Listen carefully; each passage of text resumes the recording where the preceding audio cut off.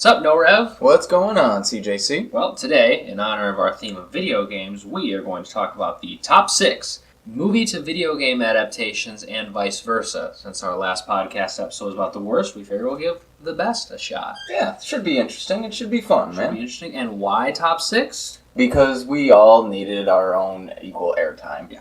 That's why. And top 5 is so generic. Yeah, I mean, 10. everybody does either top 5 or top 10, something. so we're being rebels doing a top 6. Top 6. Without further ado, we will start with the number 6 entry on our list.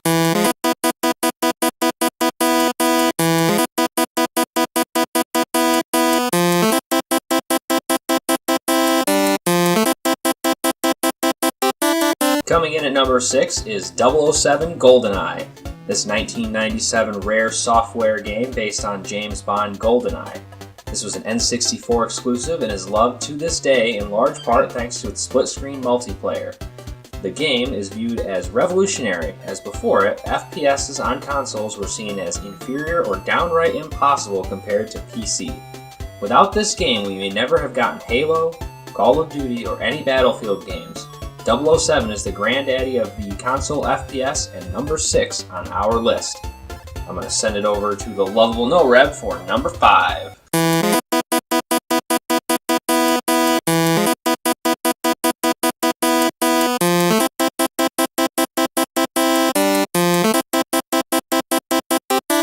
Well, thank you for the compliment, CJ. And for number 5, we have Star Trek Voyager Elite Force.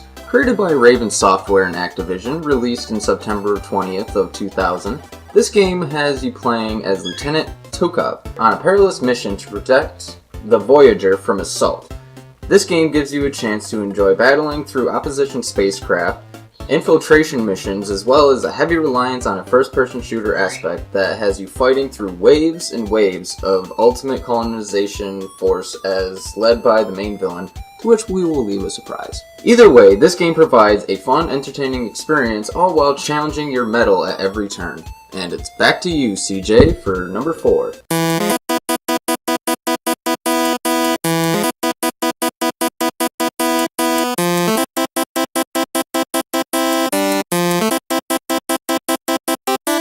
Leaving us a little bit of a mystery there, No Rev.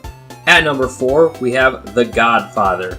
The Godfather is a 2006 open-world game created and published by EA for the PS2 and OG Xbox. If you thought GTA was big and violent, you ain't seen nothing yet. Starting as a low-level thug, you can work your way up to Don of all New York City as a member of the Corleone family.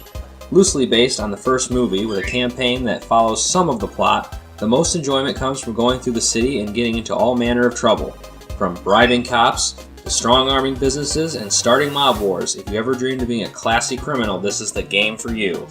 No Rev, I offer you spot number 3, and of this you cannot refuse.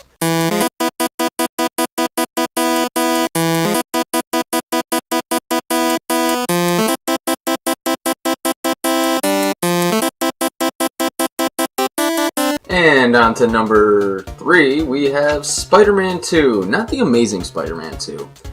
Created in 2004 by Treyarch Activision as well as many other developers, is loosely based on the Tobey Maguire movie of the same name.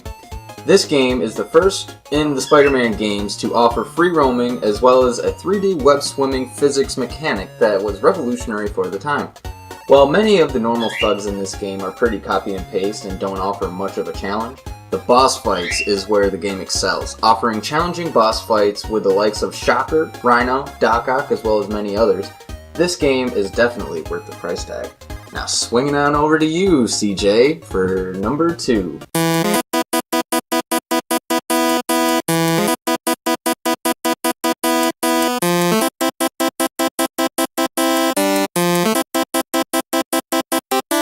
Coming in at number 2 is Revenge of the Sith, an adaptation released alongside the 2005 movie for PS2 and OG Xbox by LucasArts. This game follows the general plot of the movie with some creative liberties to make it more enjoyable.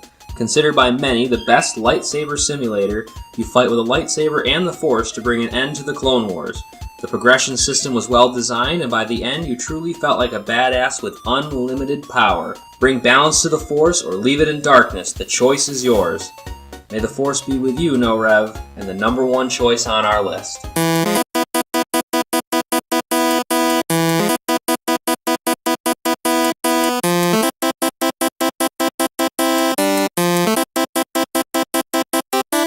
And for our number one pick, we have X-Men Origins Wolverine. This game was released in 2009, also by Raven Software and Activision, and offers a hack-and-slash type gameplay that is challenging and fun, where the third-party perspective finally gives you a chance to really enjoy all the gory combat in full appreciation. This game is obviously based on the movie of the same name, but surpasses its inspiration by leaps and bounds, making it this game one of a kind. Nice job on that list, No Rev. Well, thank you, CJ. You as well. Alright, now we're going to jump on over to our best video game to movie adaptations. We might have to do a little research on this first.